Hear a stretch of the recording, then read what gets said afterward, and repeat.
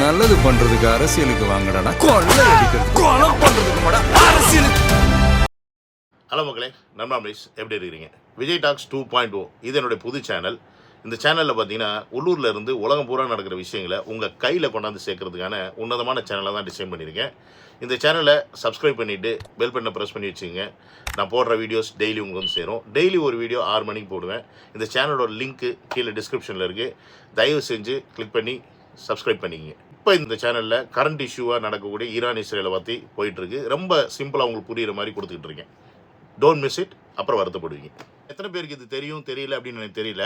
ஆனால் ஒரு மேட்டர் மட்டும் கன்ஃபார்மாக புரிஞ்சுக்குங்க. திமுகவை எதிர்த்து யாராவது அரசியலுக்கு வந்தால், அவங்க ரொம்ப ஸ்ட்ராங்காக இருந்தால், அவங்கள எதிர்த்து ஒரு அஸ்திரத்தை எப்பயுமே திமுக யூஸ் பண்ணும். அந்த அஸ்திரம் வந்து பல நேரங்களில் திமுக கை கொடுத்துருக்கு.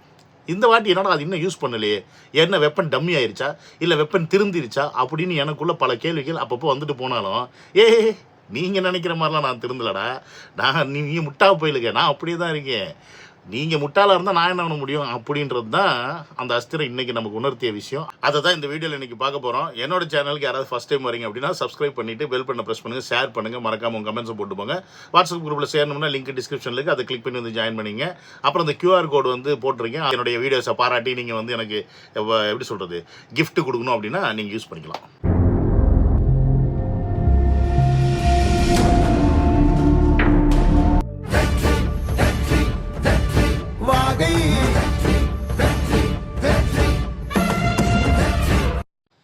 Welcome to Vijay stock and welcome to another video. இந்த பிளேலிஸ்ட்டை பார்த்தீங்கன்னா தெரியும் நான் யார் அந்த வெப்பன் சொன்னேன்னு. அஃப்கோர்ஸ் ரஜினிகாந்த். வேற யார் இந்த ரஜினிகாந்த்? இது என்னுடைய பிளேலிஸ்ட்டு. காக்கா காலுக்கு சண்டை வந்துச்சுல, அந்த டயத்தில் நான் ரஜினி அவர்களுடைய முகமூடியை கிழிச்சு போட்ட வீடியோக்கள் உங்களுக்கு போய் பார்க்கணுன்னு ஆசைப்பட்டீங்கன்னா லிங்க் வந்து டிஸ்கிரிப்ஷனில் கொடுத்துருக்கேன். இந்த பிளேலிஸ்ட்டு இதை கிளிக் பண்ணிங்கன்னா எல்லா வீடியோவுமே வரும். நீங்கள் பார்த்து ரஜினி யார், ரஜினியை யாரால் இயக்கப்படுறாரு, ரஜினி என்ன பண்ணிட்டு இருக்காரு தமிழ்நாட்டில் அப்படின்றத ஃபுல்லாக நீங்கள் தெரிஞ்சுப்பீங்க. ஆக்சுவலி இன்னும் நிறையா டிக் பண்ணி போடலான்னு இருந்தேன். அப்போ அதுக்கப்புறம் சரி போனால் போகுதுன்னு அப்படி விட்டுட்டேன். ஏன்னா அந்தாலும் பேசி ஒரு இடத்துல பிரச்சனையை முடிச்சிட்டாப்புல, அதனால நானும் விட்டுட்டேன். ஆனால் திருப்பி ஆரம்பிச்சிட்டாப்புல. ஆக்சுவலி இந்த அறிக்கை பார்த்தீங்கன்னா இன்றைக்கி ரஜினிகாந்த் அவர்கள் விட்டுருக்காரு. அதில் என்ன போட்டிருக்காருன்னா, திரு ஆதவர்ஜுனா அவர்கள், அதாவது தாவேக்காவை சேர்ந்த ஆதவர்ஜுனா அவர்கள் என்னை பற்றி பேசிய கருத்துக்கள் தவறானது, அதை நான் நன்மையாக கண்டிக்கிறேன் அப்படின்லாம் போட்டுட்டு, மற்றபடி அவருக்கு சப்போர்ட் பண்ண திமுகவில் இருக்கக்கூடிய நபர்கள் லைக் EPS, நயனா நாகேந்திரன், பாஜகலையும் சேர்த்து, அப்புறம் எல்முருகன், அப்புறம் இங்கே நக்கீரன் கோபால், ரங்கராஜ் பாண்டியன் எல்லாருக்கும் வந்து சப்போர்ட்டுக்கு தேங்க்ஸ் சொல்லிவிட்டு கடைசியில் காலம் பேசாது காத்திருந்து பதில் சொல்லும் அப்படின்னு சொல்லி ஒரு டேக் லைனோட முடிச்சிட்டாப்புலப்பா. இதோட அர்த்தம் என்ன தெரியுமா? ஏப்ரல் 23 உங்களுக்கு தெரியும்டியே அப்படின்றது தான் இதோடைய அர்த்தம். காலம் பேசாது காத்திருந்து பதில் சொல்லுன்ட்டீங்க. நீங்களும் இவ்வளோ நாள் பேசாமல் தான் இருந்தீங்க. சரி, நீங்களும் தமிழ்நாட்டுக்கு ஏதாவது நல்லது செய்வீங்கன்னு நாங்களும் காத்திருந்தோம்.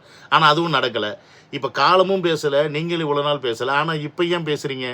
அப்படி என்ன ஆதவர்ஜுனா அவங்கள தப்பாக சொல்லிட்டாரு மற்றவங்களை விட, மற்ற கட்சிக்காரங்களை விட அப்படின்றது தான் இந்த வீடியோவில் நான் ரஜினிகாந்த் அவர்களுக்கு வைக்க வேண்டிய கேள்விகள்.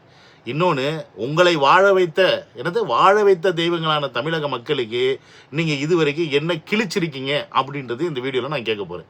எத்தனையோ தலைவர் இருக்காங்க, ஏன் அவர் மீது விமர்சனம்? நான் ஓப்பனாக உங்ககிட்ட பதிவு பண்ணுறேன், மக்கள்கிட்டே பதிவு பண்ணுறேன், முக்கியமாக சோசியல் மீடியா வாரியர்ஸ்கிட்ட பதிவு பண்ணுறேன். தமிழ்நாட்டில் எம்ஜிஆருக்கு அப்புறம் ஒரு பிரபலமான ஒரு தலைவராக ரஜினிகாந்த் அவர்கள் வரணும்னு நினச்சார். அரசியலுக்கு வந்து சிஸ்டத்தை மாற்றணும், எல்லாம் பண்ணணும்னு நினச்சார்.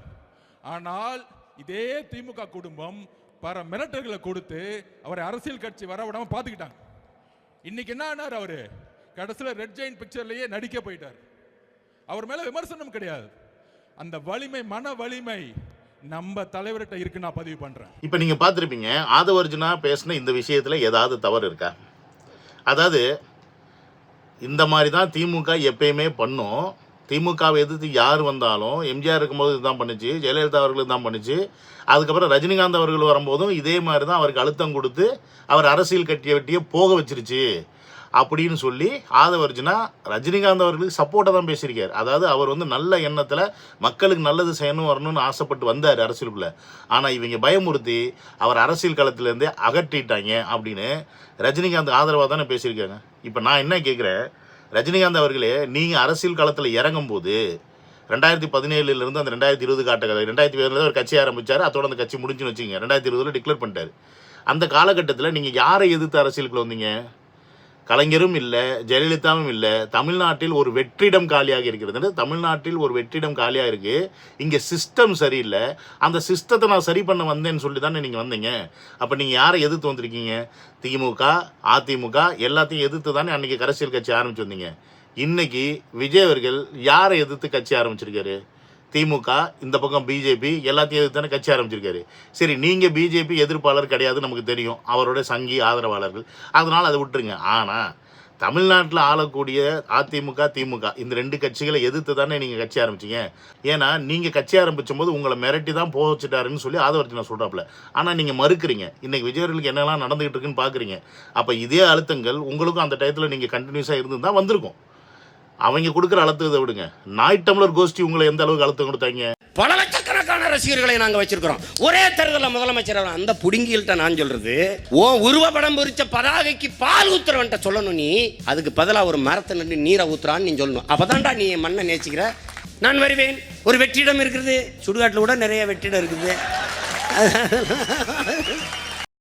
மண்டைக்குள்ள மயிர் தான் இல்லைன்னு பார்த்தா மூளையும் இழந்து பரதேசி போயிருக்கு. மரியாதை ரஜினிகாந்த் ஒரு கூட்டம் என்ன பேசுவாரு கேட்க முடியாது. Super star. யாரா சூப்பர் ஸ்டார்? யார் சூப்பர் ஸ்டார்? லதான் ஒரு நடிகை அவர் காதலிக்க அது எம்ஜிஆருக்கு தெரிய, எம்ஜிஆர் தூக்கி போட்டு மிதிக்க, அதனால அவருக்கு பைத்தியம் பிடிக்க, அதனால அவர் குடிச்சிட்டு ஏர்போர்ட்டை உடைக்க, ஏர்போர்ட் காவல்துறை தூக்கி போட்டு வாயில மிதிக்க, அதுக்கு அது ஒய்ஜி மைந்தனுக்கு தெரிய, ஒய்ஜி மைந்தனை குழந்தையால கூட்டி கொடுக்க, இந்த நினைச்சுக்கிட்டு இவர் கல்யாணம் பண்ண, திருப்பி வாழ்க்கையில பைத்தியம் பிடிச்சு அந்த பைத்தியம் இப்ப என்ன சொல்லுதுன்னா, தமிழ்நாட்டில் துக்குலக்கு படிச்சாதான் எல்லாரும் அறிவாளி. நீங்க துக்குலக்கு படிங்க. துக்குலக்கு என்ன சொன்னாரு? வெற்றிடமா? சுடுகாட்டில் கூட தான் காலியா இருக்கு, அங்க போய் படுத்துக்க வேண்டியதானே. ஒரு மராத்தியனுக்கு இங்க வந்து என்னடா வேலை? ஒரு மராத்தியன் தமிழ்நாட்டை ஆளலாமா, தமிழ்நாட்டை ஆள ஆசைப்படலாமான்னு கேட்ட சீமான், உன்னையும் உன் குடும்பத்தை உன் பொண்டாட்டி பிள்ளைலாம் இழுத்து அசிங்கமாக பேசின சாட்டை இவங்கெல்லாம் உன்னை வந்து பார்த்ததுக்கு அப்புறமா இவங்கெல்லாம் நல்லவங்களாயிட்டாங்களா உனக்கு? நீ என்ன ஜென்மமியா? இந்த மக்கள் தானே உன்னை வாழ வச்சுச்சு. இந்த வாழ வச்ச மக்களுக்கு இதான் நீ நன்றி விசுவாசம் காட்டுறதா? சிலர் அடையாளம் காண வேண்டிய சூழல் தமிழகத்துக்கு உருவாகி விட்டது என்று நான் சொல்வேன். காரணம் என்னன்னா, சமூக விரோதிகள் தான் இதை செய்தார்கள் சொல்றாரு. அப்போ உங்களுக்கு எப்படி தெரியும்? ஒரு பத்திரிகை சகோதரத்தை கேட்குறாங்க. அவர் சொல்றாரு, எனக்கு தெரியும் அப்படின்னு. ஜல்லிக்கட்டு போராட்டத்தின் போதே வந்துட்டாங்க தமிழகத்துக்குள்ளன்னு சொல்றீங்க, இங்கேயும் சமூக விரோதிகள் வந்துட்டாங்கன்னு சொல்றீங்க. அப்ப சமூக விரோதிகள் யார் என்று தெரிந்த ரஜினி உடனடியாக அந்த பட்டியலை கொண்டு போயிட்டு ஒன் மேன் கமிஷன் வச்சிருக்காங்க இல்லையா, அருணா ஜெகதீஷன் அவர்கள். அவர் முன்னாடி போய் பட்டியலை கொடுங்க, இல்லாட்டி உங்களை தேச துரோக சட்டத்தின் கீழ் உங்களை கைது செய்ய வேண்டிய சூழல் உருவாகிறேன். எனக்கு சப்ரஸிங் த ஃபேக்ட். சமூக விரோதிகள் ஊடுருவி விட்டார்கள், தீவிரவாதிகள் ஊடுருவி விட்டார்கள் நீ சொல்லிட்டு போயிட்டீங்கன்னா உங்கள்கிட்ட இருக்கிற செய்தியை சொல்லுங்க, அடையாளம் காட்டுங்க. நீங்க ஏன் சொல்றீங்க? உங்களுக்கு தெரியுமே. இது நம்ம சரத்குமார் அவர்கள் எப்ப பேசினார் தெரியுமா? தூத்துக்குடி ஸ்டெர்லைட்டு கொலையில் 13 பேர் சுட்டு கொண்டாங்க தெரியுமா, இபிஎஸ் ஆட்சியில். அந்த டயத்தில் சரத்குமார் அவர்களுக்கு பேசின விஷயம், இவரை தூக்கி உள்ளே போடணும்னு பேசியிருக்காப்புல. அப்போல்லாம் வாயை பொத்திக்கிட்டு இருந்த ரஜினிகாந்த் அவர்களே, இப்போ எங்கே போனீங்க? அப்போ நீங்கள் பேசுனீங்கல்ல, பேசினதுக்கப்புறம் கோர்ட்டில் போயிட்டு இல்லை நான் வாய் தவறி சொல்லிட்டேன், தெரியாமல் சொல்லிட்டேன்னு சொல்லிட்டு மன்னிப்பு கேட்டு வந்தீங்களா இல்லையா? சமூக விரோதிகள் ஊடுருவிட்டார்கள் அப்படின்னு சொல்லி பேசுனீங்களா இல்லையா? ஜல்லிக்கட்டு கலவரம், ஜல்லிக்கட்டு போராட்டத்துக்கு அப்புறம் லாஸ்ட் டே போலீஸ் எல்லாரும் அடித்து துரத்தி எவ்வளோ பெரிய கலவரத்தை பண்ணாங்கன்னு எல்லா நியூஸ் மீடியாலையும் காட்டினாங்க. அப்பயும் நீங்கள் என்ன சொன்னீங்க? போலீஸை அடிக்கலாமா, போலீஸை அடிக்கக்கூடிய இந்த சமூக விரோதிகளை அடக்கணும், ஒடிக்கணும் அப்படின்னு சொல்லி பேசுனீங்களே. யாருக்கு எதிரா? உங்களை வாழ வைத்த தமிழர்களான தெய்வங்களான எங்களை எதிர்த்து பேசிட்டு, ஆனால் எங்ககிட்டே படம் நடித்து எங்ககிட்டே காசு சம்பாரித்து திருப்பி எங்ககிட்டே எதிராக பேசுவேன். அதை வரைச்சு நான் என்ன சொன்னார்? உங்களுக்கு அழுத்தம் இருந்துச்சு, உங்களை மிரட்டி அரசியலை விட்டு போக வச்சிட்டான்னு சொன்னீங்க. அதுக்காக உங்களுக்கு ஈவ் ஹர்ட் ஆயிடுச்சா? இல்லை உங்களுக்கு அசிங்கம் ஆயிடுச்சா? ஐயோ நம்ம மிரட்டலுக்கு பயந்துட்டோன்னு சொல்லி நம்ம ஃபேன்ஸ் எல்லாம் நம்மளை வந்து அசிங்கமாக பேசுவாங்க அப்படின்னு நீங்கள் பயந்துட்டீங்களா? இல்லை அப்படின்ற மாதிரி அசிங்கம் ஆயிடுச்சா சொல்லுங்கள். ஆனால் உண்மை என்ன அப்படின்றது உங்களுக்கு தெரியும். பட் நீங்கள் போகும்போது என்ன சொன்னீங்க? அரசியல் விட்டு போகும்போது, எனக்கு உடல்நிலை சரியில்லை, எனக்கு வந்து உடல்நிலை சரியில்லாத காரணத்தினால இது மேலே அரசியல் களத்தில் இறங்கி என்னால் செயல்பட முடியாதுன்னு சொல்லிட்டு வீட்டில் போய் குத்த வச்சுட்டு உட்காந்துருந்தீங்க. இந்த பார்த்திபன் கேட்டாப்புலே, குந்தவை குந்தி இருந்தால் பிரச்சனை இல்லைன்னு சொன்ன மாதிரி ரஜினிகாந்த் அவர்களை வீட்டில் குந்தி இருந்தீங்கன்னா பிரச்சனையே இருக்காது. என்ன மானாக்கு படம் நடிக்க ஆரம்பிச்சிங்க. 70 வயசில், 72 வயசில், 73 வயசில் தமனா கூட டான்ஸ் ஆட விட மாட்டேங்கிறாரு என்ன நெல்சன்னு சொல்லிட்டு ஸ்டேஜில் போட ஆளு தானே நீ? அப்போ நீ எப்படி மக்களுக்கு நல்லது செய்ய வந்திருப்ப? நீ அப்போ யாரோ ஏவி விட்டு ஒரு எண்ணத்தில் நீ அரசியல் களத்தில் இறங்கின. நீ பிஜேபி ஆளுன்னு நமக்கு தெரியும், அதனால் நீ அரசியலில் இறங்கியிருந்தாலும் அந்த டயத்தில் மக்கள் ஒன்று ஆதரிச்சிருக்க மாட்டாங்க அப்படின்னு நல்லாவே தெரியும். எஸ், உன்ன ஒரு காலகட்டத்தில் நாங்களாம் ஆதரித்தோம். 1996 காலகட்டத்தில் படையப்பாலாம் நடித்தப்ப பாபாவுக்கு முன்னாடி வரைக்கும் உங்களை நாங்கள் எல்லாருமே ஆதரித்தோம். ரஜினிகாந்த் சிஎம் ஆகட்டுமே அப்படின்னு ஆசைலாம் பட்டோம். எப்படி இன்றைக்கி யங்கர் ஜென்ரேஷன் தளபதி ஆகணும்னு ஆசைப்பட்டாங்களோ அதே மாதிரி. ஆனால் அந்த எண்ணத்தை தளபதி அவர்கள் இங்கே நிறைவேற்றிருக்கிறார். ஆக்சுவலி இன்னும் இருக்க ஜென்ரேஷனுக்கு தளபதி அரசியலுக்குள்ளே வரணும்னு ஆசையே கிடையாது. ஏன்னா அரசியலை பற்றி புரிதலே இல்லை யாருக்குமே. அவரோட படம் நாடியே ஜாலியாக நடிச்சிட்டு இருந்தார். டப்புன்னு அரசியல் காலத்தில் இறங்கினோடனே பசங்களாம் ஷாக் ஆகிட்டாங்க, என்ன பண்ணுறதுனே தெரியல.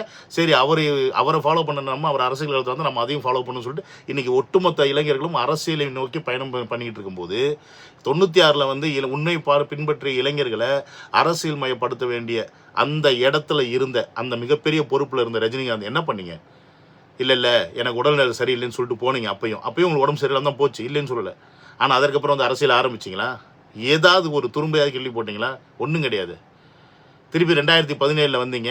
எல்லாரும் இறந்து போனதுக்கப்புறமா ஜெயலலிதா கலைஞர்லாம் இழந்து ஆளுமையெல்லாம் போனதுக்கப்புறம் வந்தீங்க. வந்து ஒரு பேப்பரில் வந்து ஒரு மீட்டிங்கை போட்டிங்க, ஒரு பேப்பரில் படிச்சிங்க, கட்சி பேரை படிச்சிங்க, இப்படி சிம்பிள் காமிச்சிங்க, கடைசியில் முடிஞ்சு போயிட்டீங்க. கொரோனா வந்துச்சு, கொரோனா சாக்க வச்சு எனக்கு உடம்பு சரியில்லைன்னு சொல்லிட்டு போயிட்டீங்க. ஆனால் படத்தில் நடிக்கிறதுக்கு மட்டும் தலைவருக்கு உடம்பு எப்பயுமே நல்லாயிருக்கும். நான் என்ன கேட்குறேன், அப்படியே உடம்பு சரியில்லைனா கூட மக்களுக்கு நல்லது செய்ய வந்து செத்து தான் போங்களேண்டா. என்ன தானே உங்கள் பிரச்சனை? நல்லா சம்பாரிச்சிட்டிங்க, குடும்பத்துக்கு சேர்த்து வச்சிட்டிங்க, பொண்டாட்டி பிள்ளைக்கு சேர்த்து வச்சிட்டிங்க, மக்களுக்கு நல்லது செய்ய வர்றேன்னு சொல்லிட்டு நான் வராதவனை நான் கேட்கல, ஏன் வரலன்னு நான் கேட்க மாட்டேன். ஆனால் வர்றேன்னு சொல்கிறவனே, மக்களுக்காக நல்லது பேசுகிறேன்னு சொல்கிறவனே, உங்கள் பின்னாடி இருக்கக்கூடிய அந்த முழு மக்கள் கூட்டத்தை முட்டாளாக ஏன்டா ஆக்குறீங்க? அப்படியே நீ வந்து செத்து போனால் என்ன பிரச்சனைன்ற? உன்னால் அப்போ இந்த மக்களுக்காக சாக முடியாது. வாழ வச்ச இந்த தெய்வங்களுக்காக உன்னால் ஒரு உசுரை கொடுக்க முடியாது. உன்னை வாழ வச்சிச்சு, உன் பொண்டாட்டி வாழ வச்சு, உன் பிள்ளைங்களை வாழ வச்சிச்சு, எல்லாரையும் வாழ வச்சு இன்ன வரைக்கும் உன்னை வாழ வச்சுட்டு இருக்கு இந்த மக்களுக்காக 73 வயசில் கூட இல்லை ஒரு 65 வயசுக்கு மேலே அரசியல் காலத்தில் வந்து ஒரு 4 வருஷம் 5 வருஷம் இந்த திமுக காரங்களை, இந்த அதிமுக காரங்களை எதிர்த்து உன்னால் போராடி சாவ முடியலன்னா அப்போ நீ என்ன மயிருக்கு மக்களுக்காக நீ இருக்க? 63 வயசில் கூட உன்னை சூப்பர் ஸ்டாராக பார்த்து கொண்டாடி மகிழ்கிற இந்த மக்களுக்காக உன்னால் ஒரு துரும்ப கூட அசைக்க முடியலன்னா அப்புறம் நீ என்ன மயிருக்கு சூப்பர் ஸ்டார் நான் கேட்குறேன். சூப்பர் ஸ்டார்னு ஒருத்தர் சொன்னதுக்கு பொத்துக்கிட்டு வந்துச்சுல உங்களுக்கு, அவர் தானே உண்மையாலுமே சூப்பர் ஸ்டார். படத்துலையும் சூப்பர் ஸ்டார், களத்துலையும் சூப்பர் ஸ்டார். இறங்கினார், அரசியல் கட்சி ஓப்பன் பண்ணார், 2 வருஷம் நின்னார், எத்தனை அழுத்தங்கள் எத்தனை பிரச்சனைகள் எல்லாத்தையும் அப்படி ஜஸ்ட் லைக் தூக்கி போட்டு சிபிஐ ஆஃபீஸ்லேருந்து வெளில வரும்போது சிரிச்சுக்கிட்டே கையை காய்ச்சிட்டு தில்லா தன்னுடைய பிரச்சாரத்தை அங்கேருந்து ஆரம்பிச்சுட்டு வந்த தளபதி எங்கேயோ இருந்தோ வந்து கர்நாடகாவில் குடியேறி அங்கேருந்து தமிழ்நாட்டுக்கு வந்து இந்த தமிழ் மக்களை ஏமாற்றி முட்டாளாக்கி அவங்கள மொத்தமாக அழிச்ச நீ எங்கே? உன்னை போய் சப்போர்ட் பண்ண ஆதவர்ஜினா மேலே எனக்கு காண்டு தான் ஆகுது, சத்தியமாக சொல்கிறேன். நீங்கள் ஏங்க இவனை பற்றிலாம் பேசி தேவையில்லாமல், இது தேவையில்லாத வேலை எனக்கு தெரிஞ்சு. இந்த ஆளுக்கு சப்போர்ட் பண்ணுறேன்னு பேச போய் இப்போ இது பாருங்கள் ஒரு விஷயமா நடந்துகிட்டு இருக்கு. இன்றைக்கி என்ன விஷயத்த மீடியாவில் பேசணும்? 10 ரூபா பாலாஜி எங்கள் சிபிஐயில் போயிருக்காரு. அதை பற்றி ஏதாவது சேனலில் பார்த்தீங்களா? பார்த்துருக்க மாட்டீங்க. ஆனால் விஜய் அவர்கள் ஒரு நாளைக்கு முன்னாடி கிளம்புனார்னோ அன்னிலேருந்து ஏர்போர்ட்டுக்கு போனார், கத்திரிக்காய் பார்த்தாங்க, அங்கே ஆதவர்ஜினா பேக்கில் சாராயம் இருந்துச்சு, அதனால ஃப்ளைட்டு ஒரு 40 நிமிஷம் டிலே, 50 நிமிஷம் டிலே, ஹோட்டல் அமித்ஷா வீட்டு பக்கத்தில் இருக்குது, அமித்ஷா பார்க்க போயிருக்காரு, இப்படின்னு சொல்லிட்டு full time 24/7 flash news. Senthil Balaji இன்றைக்கி சிபிஐ ஆஃபீஸுக்கு போயிருக்காரு. அதை பற்றி ஒரு மீடியாவில் நியூஸ் கிடையாது, அதை பற்றி ஒரு எச்சக்கலை புறம்போக்குங்க பேசலை. அதுக்கு பதிலாக இன்றைக்கி இந்த ஆள் ஒரு ட்வீட்டை போட விட்டு ஒரு அறிக்கையை போட விட்டு இன்றைக்கி ஒட்டுமொத்த மீடியாவும் அதை பற்றி தான் பேசிகிட்டு இருக்கு. இது மட்டும் பிரச்சனை கிடையாது, இவன் பின்னாடி இருக்கவங்களாம் முட்டா பயிலுங்க.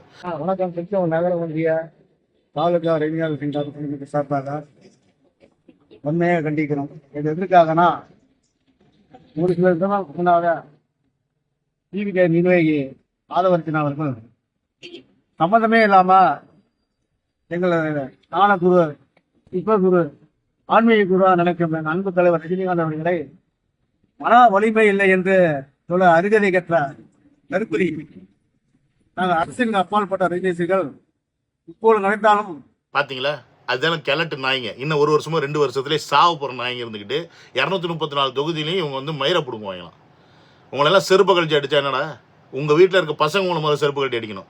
ஏன்டா கிழட்டு பயிலுக்கு என்னடா கிழட்டு பயிலுங்க சப்போர்ட் பண்ணிட்டு தெரியுறீங்கன்னு. உங்களை முட்டாளாக இத்தனை வருஷம் வச்சிருந்தது பார்த்தாது, இன்னும் முட்டாளாக இருப்பீங்களான்னு அவங்க பிள்ளைங்களாம் இந்த ஆளுங்களை முதல்ல அடிக்கணும். அப்போ தான் திருந்துவாங்க. இவ்வளோ நடக்குது தமிழ்நாட்டில் கொடுமைகள். 4க்கு 4 கற்பழிப்பு, 4க்கு 4 கொலை, 4க்கு 4 போதை கலாச்சாரம்.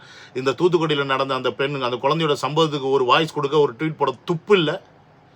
இந்த திமுக எதிர்த்து கேள்வி கேட்க துப்பு கிடையாது. 73 வயசில் அவன் பிக்சரில் நடிச்சுக்கிட்டு 150 கோடி 200 கோடி சம்பளம் வாங்கிட்டு எதுக்குடா இந்த வயசில் எந்திரிக்குமா உனக்கு? இனியோ மக்களே, இந்த ஆயுதத்தை இவங்க கரெக்டாக இப்போ யூஸ் பண்ணிட்டாங்க. இன்னும் கொஞ்ச நாள், இன்னும் ஒரு 10 நாள் கழிச்சு யூஸ் பண்ணாமல் இப்போயே யூஸ் பண்ணிட்டாங்க. ஏன்னா தளபதிக்கு அகேன்ஸ்டாக என்னென்னமோ பண்ணி பார்த்தாங்க, குடும்பம் வரைக்கும் இழுத்து பார்த்தாங்க. இந்த ஆள் மட்டும் தான் பெண்டிங்கில் இருந்தாப்புல. இந்த ஆளையும் இழுத்து விடுற மாதிரி நம்ம ஆதவர்ஜன பிரதர் ஒரு வார்த்தை இந்த ஆளை பற்றி பேசுவோம். இன்றைக்கி ஒட்டுமொத்த மீடியாவும் இந்த ஆளை பற்றி பேசிக்கிட்டு இருக்கு. இன்னி சோஷியல் மீடியா ஃபுல்லாக இன்னும் ஒரு வாரத்துக்கு இவனுக்கு சப்போர்ட் பண்ணுற மாதிரி ஒரு 10 பேர் பேசிக்கிட்டு இருப்பாங்க. திமுக காரங்க, அதிமுக காரங்க, இவங்க எல்லாம் பேசிக்கிட்டு இருப்பாங்க. நம்ம பசங்க எல்லாம் அவங்கள்ட்ட முட்டு கொடுத்து சண்டை போட்டுட்டு இருப்பீங்க. தயவு செஞ்சு அதை மட்டும் பண்ணாதீங்க. இந்த ஆளை பற்றி பேசி தளபதியை பற்றி தப்பாக பேசுகிற எந்த சோஷியல் மீடியா பிளாட்ஃபார்மில் எவன் பேசினாலும் பதில் கொடுத்துட்டு இருக்காதீங்க. அது தேவையில்லாத விஷயம். ஏன்னா அது பண்ணுறது எல்லாமே திமுகவும் அதிமுகவும் தான், நாய் டம்ளர் குரூப்ஸும் தான். நீங்கள் அதை மட்டும் முதல்ல புரிஞ்சுக்குங்க. நீங்கள் பண்ண வேண்டியது இனி இருக்கக்கூடிய இந்த 30 நாள் 35 நாளில் தேர்தல் பிரச்சாரம், தமிழக வெற்றி கழகத்தோட தேர்தல் பிரச்சாரத்தை கொண்டு போய் சேருங்க. அதை விட்டுவிட்டு இந்த மாதிரி கண்ட நாய்ங்க பேசுகிறதுக்கெலாம் பதில் நீங்கள் கொடுத்துட்டு இருந்தீங்க அப்படின்னா சரி வராது. எங்களை மாதிரி ஆட்கள் அங்கங்கே இருந்து இந்த மாதிரி நாயங்களுக்கு ஒரு வீடியோ போட்டு பதில் கொடுத்துக்குறோம். ஆனால் அங்கே ஊரில் இருந்து களத்தில் வேலை பார்க்குற நீங்கள் களத்தில் வேலையை பாருங்கள். நேற்று முக்கியமான ஒரு மெசேஜை போடுறேன். அதிமுக எப்படி மக்களை ஏமாற்றி அவங்கள ஓட்டை வாங்க பார்க்குதுன்ற ஒரு வீடியோ போடுறேன். அந்த வீடியோ கூட உங்களால் புரிஞ்சுக்கிட்டு அதை 4 பேருக்கு எடுத்துகிட்டு போய் உங்களால் வைரல் பண்ண முடியல, ஷேர் பண்ண முடியல அப்படின்னா நீங்கள் எப்படி தமிழக வெற்றி கழகத்தை சப்போர்ட் பண்ணி விஜய் அவர்களை ஜெயிக்க வைப்பீங்கன்ற கேள்வி எனக்கே வருது. ஏன்னா அது ஒரு இம்பார்ட்டண்ட்டான மெசேஜ். நம்ம பாமர மக்கள் அந்தளவுக்கு அவங்க பிரைன் வாஷ் பண்ணுறாங்க. கூட்டணி பேச்சு நடந்துச்சு, நாங்கள் சேர்ந்துட்டோம் அப்படின்னு சொல்லி. இது உங்களுக்கு பெரிய விஷயமா படலைன்னா நான் என்ன நினைக்கிறது? நம்மளோட இந்த சுவாரஸ்ய புத்தியை தான் அவன் அழகாக யூஸ் பண்ணிட்டு திரியான். தீய சக்திக்காரனும் நாய் டபுள் குரூப்ஸும் மற்றவங்க எல்லாமே. நம்ம எதடா அவன் என்ன சொல்ல போகிறான், விஜய் பற்றி என்ன சொல்கிறான், இவன் என்ன சொல்கிறான், யார் பெரிய ஆளுங்க என்ன சொல்கிறாங்கன்னு அதையே நம்ம நோட் பண்ணிக்கிட்டு இருந்தோம்னா இங்கே நம்ம அரசியல் பண்ண முடியாது. அதை முதல்ல புரிஞ்சுங்க. இங்கே நீங்கள் அரசியல் பண்ணுறது மக்களுக்காக. அப்போ அந்த களத்தில் நின்று மக்களுக்காக அரசியலை பண்ணுங்கள். இவங்கள மாதிரி ஆட்களுக்கு எங்களை மாதிரி ஆட்கள் செருப்படியாக பதில் கொடுத்துக்கிறோம். புரியுதுங்களா? நீங்கள் அங்கே வேலையை பாருங்கள் அப்படின்றது தான் எங்களுடைய என்ன மாதிரி ஆட்களுடைய தாழ்மையான கோரிக்கை. ஏன்னா வெரி க்ரூஷியல் டைமில் இருக்கு. இன்னும் ஒரு 30-35 நாள் தான் இருக்குது. ஸோ இதை புரிஞ்சுக்கிட்டு செயல்படுங்க அப்படின்றத இந்த வீடியோ மூலம் ஸ்ட்ராங்காக கேட்டுக்கிட்டு, ரிக்வஸ்டாக கேட்டுக்கிட்டு, இனிமேல் தயவு செஞ்சு தமிழக வெற்றி கழகத்தில் அடுத்த கட்ட தலைவர்கள் யாராக இருந்தாலும் சரி எந்த நடிகர்களை பற்றியும் பேசாதீங்க. தேவையில்லை. எல்லா நடிகர்களுமே அந்த ரெட் ஜெயண்ட்டுக்கு திமுகவுக்கு அடிமை தான், கொத்தடிமை தான் தெரியும். ஏன்னா எல்லாருக்குமே அவங்கவுங்க தொழில் அதுதான் முக்கியம். அதை காப்பாற்றிக்கிறதுக்கு வேறு வழி இல்லாமல் அவங்க சொல்கிறத ஆட்டம் போட தான் செய்வாங்க, ஆட தான் செய்வாங்க. சில பேர் பயத்தில் செய்வாங்க, சில பேர் திமுக பக்தியில் செய்வாங்க, சில பேர் திமுகவுடைய மொழி உணர்வில் செய்வாங்க. மொழி உணர்வுன்னு நான் சொன்னது உங்களுக்கு புரிஞ்சிருக்கும். ஸோ அதனால் அவங்க திமுக தான் சப்போர்ட் பண்ணுவாங்க, திமுக பற்றி தான் பேசுவாங்க. நம்மளுடைய விஷயத்தில் கான்சென்ட்ரேட் பண்ணுங்கள். அங்கே பேசுகிற பல பேர் கூட நாளைக்கு தளபதி அவர்களுக்கு ஓட்டு போட வாய்ப்பு இருக்குது. நமக்கு தெரியாது. இன்றைக்கி அவங்க பேசுகிறாங்க, ஆனால் நாளைக்கு அவங்க பண்ணலாம். ஓட்டு யாருக்கு போடுவாங்கன்றது நமக்கு தெரியாதுன்றது நீங்கள் முதல்ல புரிஞ்சுங்க. பட் இந்த மாதிரி இருக்கக்கூடிய சில விஷயங்களை நாங்கள் பார்த்துக்குறோம், நீங்கள் களத்தில் பார்த்துக்குங்க ப்ளீஸ் அப்படின்றத திருப்பி நான் கேட்டுக்கிறேன். கேட்டுட்டு இந்த வீடியோ முடிச்சுக்கிறேன். சரி, வீடியோவில் டேக் போய்